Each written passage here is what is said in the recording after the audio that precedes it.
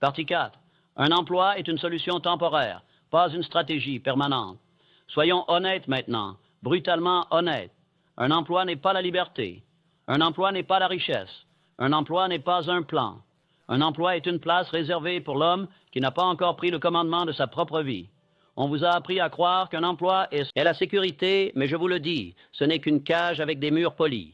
Le monde vous a appris à chercher un emploi, pas un but. Il vous a appris à chercher des salaires, pas des projets. Il vous a appris à vous contenter de survivre, au lieu de bâtir une vie qui commande le respect et gagne l'abondance. Comprenez cette vérité. Un emploi peut résoudre votre besoin immédiat, mais il ne peut pas accomplir votre vocation ultime. Si vous n'avez pas un but principal défini, un emploi devient un cercueil. C'est la lente dégradation du potentiel, dissimulée sous forme de devoir. Vous vous réveillez, vous pointez, vous travaillez toute la journée, vous dépointiez et répétez. Et quelque part en cours de route, vous oubliez que vous étiez destiné à plus. Est-ce que je dis d'abandonner votre travail? Non, mais je dis ceci. Utilisez votre travail comme les hommes libres utilisent les outils.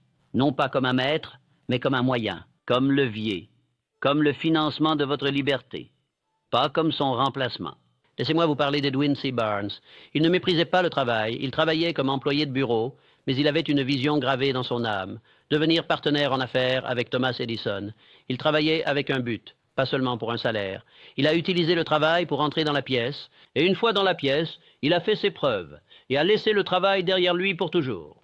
C'est ainsi que la richesse se construit, pas par des années de répétition, mais par l'intention, la détermination et la stratégie. La tragédie de l'homme moderne n'est pas qu'il travaille dur, c'est qu'il travaille dur sans direction, sans but, sans propriété, et ainsi il devient esclave, non pas à cause de chaînes, mais à cause de l'habitude. Écoutez-moi maintenant. Un travail n'est noble que lorsqu'il finance votre liberté. Si vous travaillez encore pour survivre, vous n'êtes pas encore libre. Si vous espérez encore une augmentation au lieu de construire des sources de revenus, vous n'êtes pas encore libre. Si vos journées sont remplies de tâches qui construisent le rêve de quelqu'un d'autre et laissent le vôtre en sommeil, vous n'êtes pas encore libre. Mais vous pouvez l'être. La porte est ouverte, mais vous devez arrêter de vous agenouiller devant l'illusion de la sécurité et commencer à vous lever pour la réalité de la propriété. Ne passez pas toute votre vie à louer votre temps. Possédez vos jours, commandez vos revenus, utilisez votre travail. Ne le laissez pas vous utiliser. Dites-le avec conviction.